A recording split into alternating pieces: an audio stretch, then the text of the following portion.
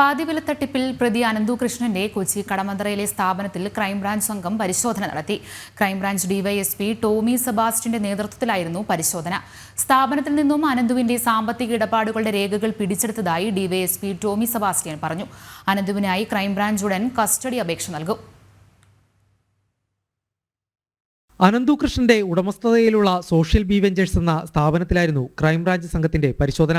ഇവിടെ നിന്നും നിരവധി രേഖകൾ അന്വേഷണ സംഘം പിടിച്ചെടുത്തു. അനന്തു കൃഷ്ണന്റെ സാമ്പത്തിക ഇടപാടുകളുടെ രേഖകളാണ് പിടിച്ചെടുത്തവ. വുമൺ ഓൺ വീൽസ് എന്ന തട്ടിപ്പ് പദ്ധതിക്കായാണ് സോഷ്യൽ ബി വെഞ്ചേഴ്സ് എന്ന സ്ഥാപനം തുടങ്ങിയത്. രേഖകളുണ്ട്. പൈസ റെമിറ്റ് ചെയ്തതിന്റെ രേഖകളാണ്. വുമൺ ഓൺ വീൽസ് പദ്ധതി പ്രകാരം പകുതി വിലയ്ക്ക് 2 വീലർ കൊടുക്കുന്നതാണ് പ്രധാനമായിട്ട് ഈ ഓഫീസ് കേന്ദ്രീകരിച്ച് നടന്നത്. കേസിന്റെ അന്വേഷണം ക്രൈംബ്രാഞ്ച് ഏറ്റെടുത്തതിന് ശേഷം നടത്തിയ ആദ്യ പരിശോധനയായിരുന്നു സോഷ്യൽ ബി വെഞ്ചേഴ്സിലേത്. നാളെയും പരിശോധന തുടരുമെന്ന് ക്രൈംബ്രാഞ്ച് സംഘം അറിയിച്ചു. അതേസമയം അനന്തുവിനെ കസ്റ്റഡിയിൽ വാങ്ങാനുള്ള നീക്കവും ക്രൈംബ്രാഞ്ച് ആരംഭിച്ചിട്ടുണ്ട്. ഇതിനായി കസ്റ്റഡി അപേക്ഷ ഉടൻ നൽകും. എല്ലാ കേസുകളിലും പ്രത്യേകം കസ്റ്റഡിയിൽ വാങ്ങിയാകും ചോദ്യം ചെയ്യൽ. ജനം, കൊച്ചി.